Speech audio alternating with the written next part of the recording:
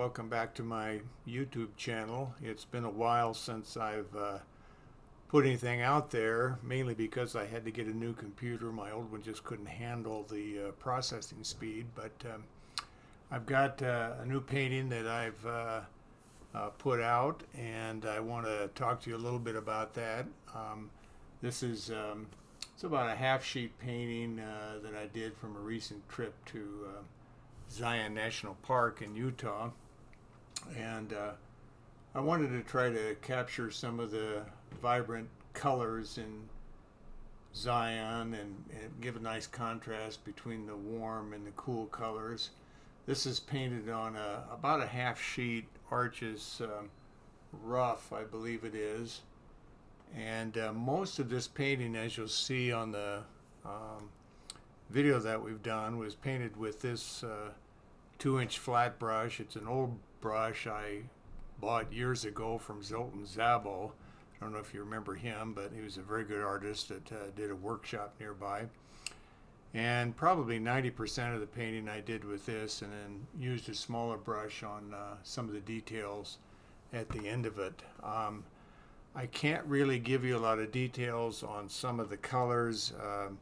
I think some of my standbys I used on this, cobalt blue. This is, I think, yeah, these are Daniel Smith colors, French ultramarine, Hansa yellow, deep, yellow ochre, and burnt sienna are colors that I use quite a bit, and in this particular painting I think I've mixed several other ones in there, but those are the basic ones that I used.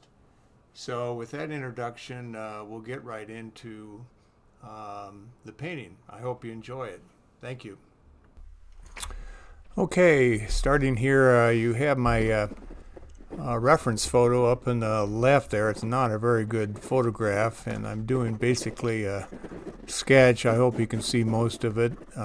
Just the basic shapes there of the rock, the background, some areas just to leave a little white or lighter values. Real simple, fast sketch.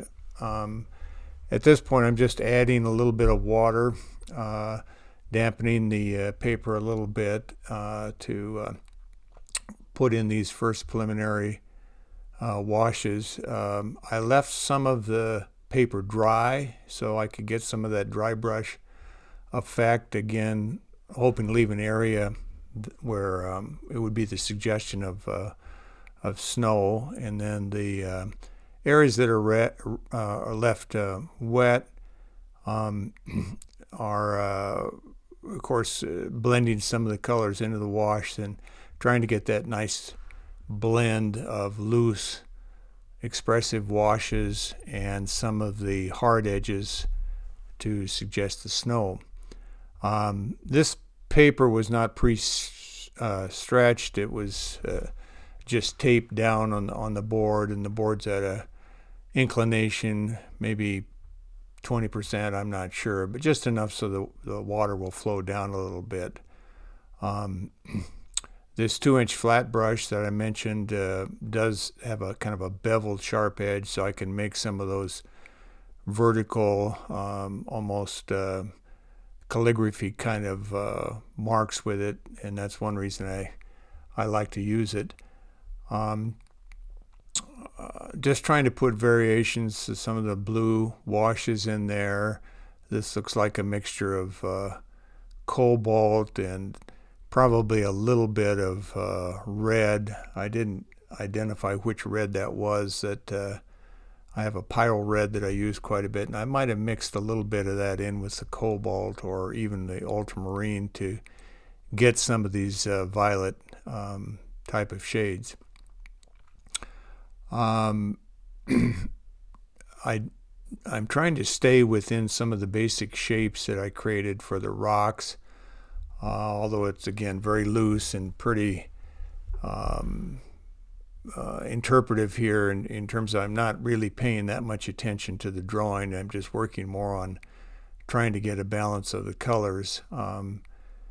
as you know, when this painting dries, these colors will not come through quite as vibrant as they are in the early stages of this. But mainly I want to stay with fairly cool colors so that the warmer tones in the rocks, the red rock area down there, are so beautiful, will really be the highlight of this painting, is what I'm hoping at this point. So the green was probably just a mixture of maybe yellow ochre and cobalt, or maybe a little bit of ultramarine to get that green shade. I rarely use green just right out of the tube. I think a little bit of the darker color I'm putting in now is probably some mixture of ultramarine and burnt sienna.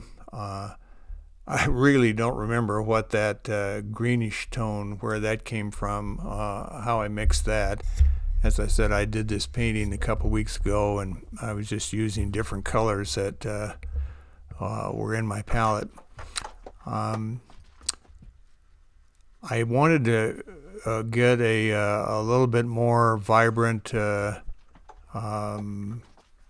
darker value in on the rocks that were behind this ridge that I'm painting, and trying to vary it up so it's not all quite the same, and really just kind of playing with it at this point, not paying a lot of attention to detail, but just trying to put in a mixture of colors until I see some kind of balance that I like.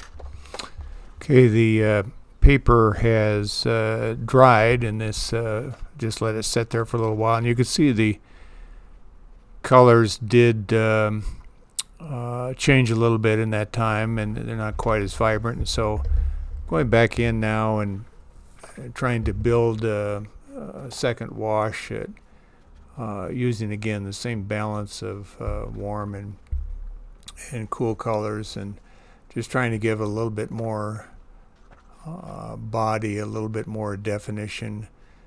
Want to leave some of those areas a little lighter in the background to suggest snow or perhaps shadows. I want to spread the cool color the violet kind of colors that I've had around a little bit, so it's not isolated just in one place in the painting. And again, those blue colors right there on the left and a little bit on the right look pretty dark, and they are. There's a lot less water in those pigments, just so I'm building a little bit of contrast between the light, the mid, and the darker values. The rock shapes I can define a little bit more using the edge or the beveled edge of that 2-inch brush. I still haven't really started to use any smaller brushes at this point. Using dry brush techniques here with the edge of that brush to define the rocks a little bit better. The reference photo is not up there anymore, but it really wasn't a lot of use in this painting anyway, because it was not a good photograph. And so at this point, I'm just painting primarily intuitively based upon what I see on the paper, as opposed to the reference photo. Using again the edge of that brush, the paper is fairly dry, and so I'm getting some nice textured edges to define trees, and I'm just placing them at intervals to try to make more pleasing composition. Here I'm using a palette knife actually, and while the paper is still wet, I can scrape out little parts and put suggestions of trees in it. Maybe I could have chosen a little bit different interval, or chosen a different interval for those trees. Again, the painting is dried a little bit, and now I'm going back in with more color. Here I am using a smaller round brush, but then I go back to the 2-inch brush, and all I'm doing is just pulling some of the the real warm tones that I put down with a small brush, joining them a little bit in places and then going back in again when it's wet. So I'll get a little bit more of a diffused look with those colors. Trying to spread it, the warm orange tone around a little bit so it's not just isolated in one place. I'm seeing, a pretty good balance of color at this point. Predominantly cool, I would say, but trying to put more of the warm tones back in, since that was going to be more or less the star of the show in this painting. I mean, that's why I was attracted to paint this, was to have those warm tones in there and to balance them with the cooler tones of the background rock. Again, the painting has dried now, and I looked at it and thought the depth of it was not really good or very interesting, so I decided to put in some shadow shapes just to give it a little bit more depth, and again join some of those darker areas together. This could be a suggestion of shadows against the rock wall in the background, and I think it did help. I think with the depth of the painting, it looks like it puts those rock walls behind the foreground a little bit better by putting those shadows in. Just kind of playing with the image now to try to get shapes that I think are interesting and that are joined together.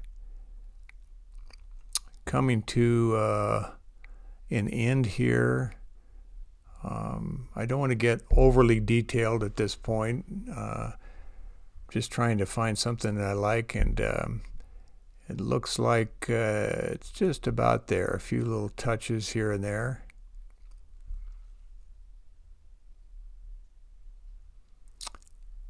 I think at this point it looks like not much more there that could change, I don't think. And there's a photograph of the final painting once it's dried off. There are things I'd go back and change that I see in it now, but that's always the case with watercolor. But I think it has a nice balance of colors, and I think overall I liked highlighting the red rock with the balance of colors in it. So thank you. I hope you enjoyed this.